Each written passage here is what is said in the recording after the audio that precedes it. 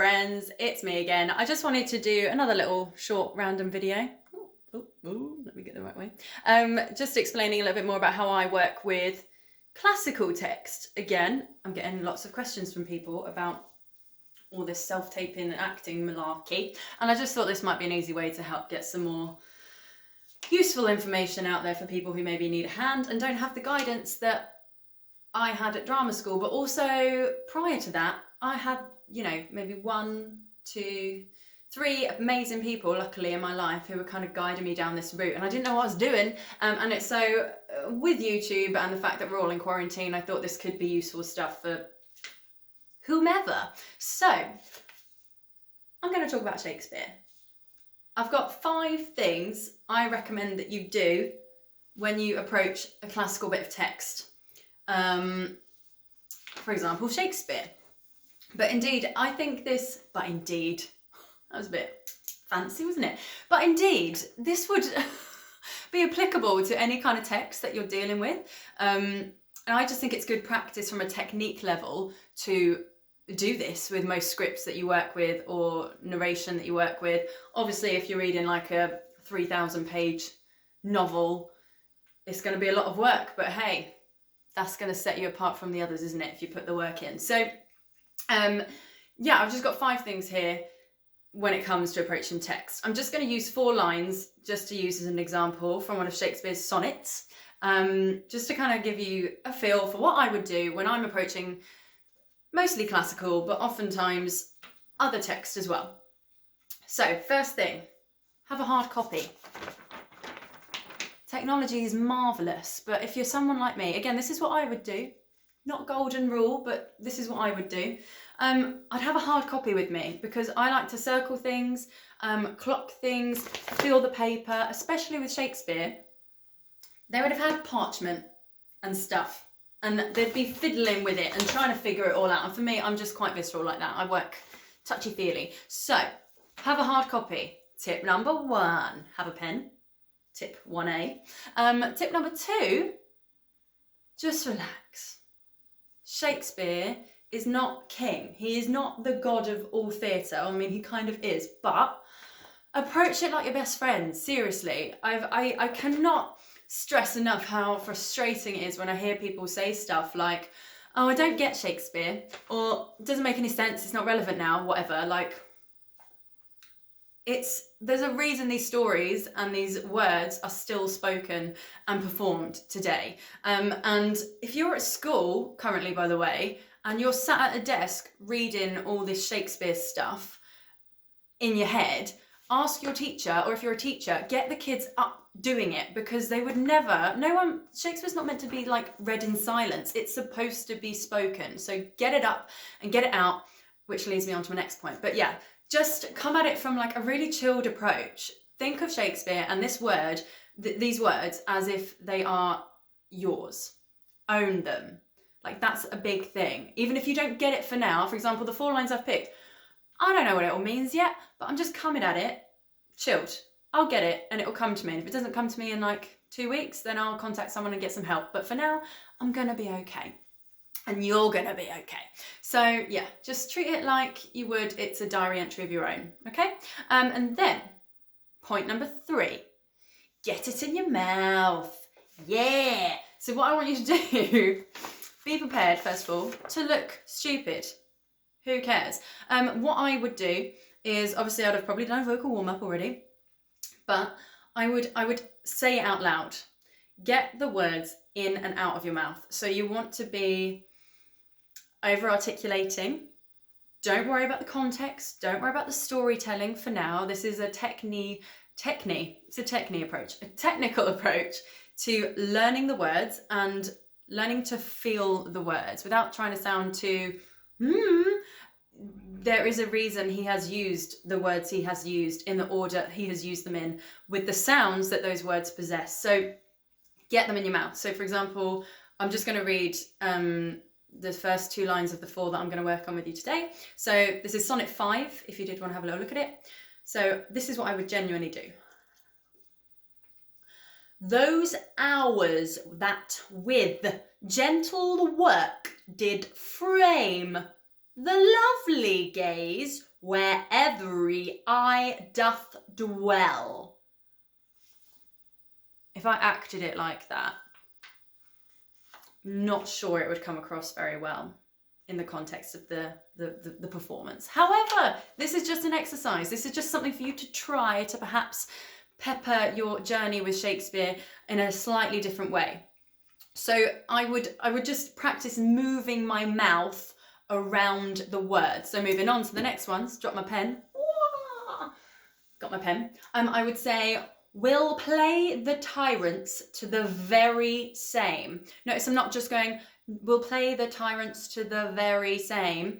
I'm playing a bit with every kind of sound that is being created. Will play the tyrants to the very same.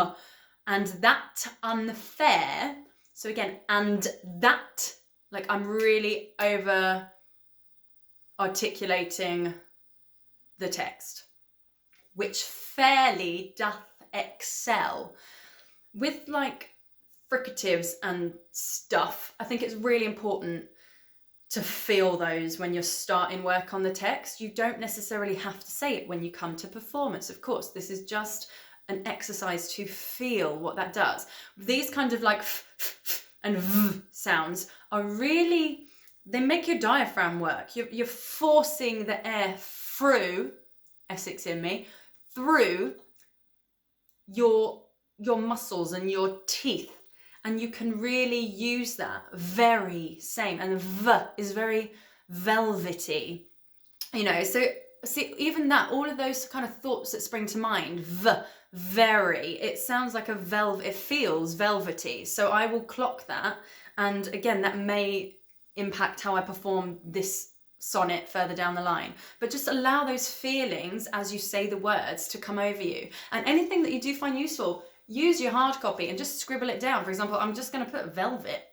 Again, that's probably not going to be relevant. I'll probably have like 6 copies of this that I use in the end, but think about it. And for example, lovely gaze. Like we don't use the sounds very often in life. Well, I don't anyway. So, you know, that's really nice. And again, every eye doth dwell. Even looking at the text as I say it, I'm clocking that there's little kind of d sounds.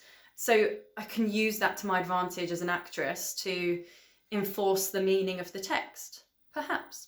So that was the 3rd tip. The 4th tip is get on the pitch. So I was starting to do it already, but I'm really trying to break this down for you. So those hours that with gentle work did frame. You can kind of keep it fairly monotone, but what I want you to do, again, for exercise, you're not going to do it on stage unless this is the kind of like, let's do Shakespeare in a really abstract, crazy way. I would say, those hours that with gentle work did frame the lovely gaze where every eye doth dwell. And again, you might find the rhythm at certain points. For example, there, I just happened to find it with the pitch and the language where every eye doth dwell. That just came naturally. So I may use that kind of rhythm when I say it. And again, I'm sure you know, but there is a certain kind of rhythm to a lot of Shakespeare's text. So, you know, just be aware of it. This is all stuff to be aware. Take it or leave it. Things to add to your toolkit, your toolbox. So yeah, that was the next thing. So use the pitch, just see how that works. So I started then really high, those hours, but I might try it now. Those hours that with gentle work did frame, and leads me nicely onto 0.5, which I've actually put get your groove on. Get it in your body, use it. If you're going up like I just did then, let your arm do that as well. Again, when this was written, I want you to think about it. If you don't know what the Rose Theatre looks like, the Rose Theatre, the Globe, there we go, blimey neck. If you don't know what the Globe looks like, have a look at it. You know, think about the context this was written in and let that encourage you to be playful with this, because that is how the text, I believe, would have been learned. So yeah, I would use my arms and my legs and walk around and feel the words as I walk about. So those hours that with gentle work did frame the lovely gaze. And again, elongate the words, shorten the words, do what feels. do what happens. Do what happens. That's a catchphrase right there. The lovely gaze where every eye doth dwell will play the tyrants to the very same, and that unfair which fairly doth excel, and that unfair that fairly doth excel. See, I got stuck into a bit of a rhythm there, so I'm going to go over it again and try something else. And that unfair which fairly doth excel. And you see, I'm not over articulating it as much, but I am at certain points because that's just happening. That's just what's happening. So, yeah, I mean, that's how I'd kind of start in a really brief nutshell, looking at especially classical text. And I mean, you can also hear as well, I am being quite on voice and big and all of that, but I always think it's better to go bigger while you're practicing something in a rehearsal room or wherever, in your bedroom, if you're doing it for an audition, so that you can rein it in and go there so that you can then bring it in when is appropriate. And that might be where it needs to be, in the whole time. But also, if you've got the confidence and physicality and ability to go big, you can bring it in as small as you want because you've got such expansion. You can be a lot more flexible with how you work. And again, I just think it's more playful. Yeah, I hope that helps. So tip number 1, have a hard copy. Tip number 2, be best friends. Tip number 3, get it in your mouth. Tip number 4, get it on the pitch. And tip number 5, get it in your body, get the groove on. Bam, bam. I hope that helps in some way, shape or form. Yeah, if you've got any other questions regarding that, let me know. I will be more than happy to help. And enjoy. Go pick up a sonnet and see what happens. Start reading a Shakespeare play. And just read it out loud. When I say read, I don't mean in the corner with your mouth shut. I mean read it and see what happens. Thanks a lot. Bye for now.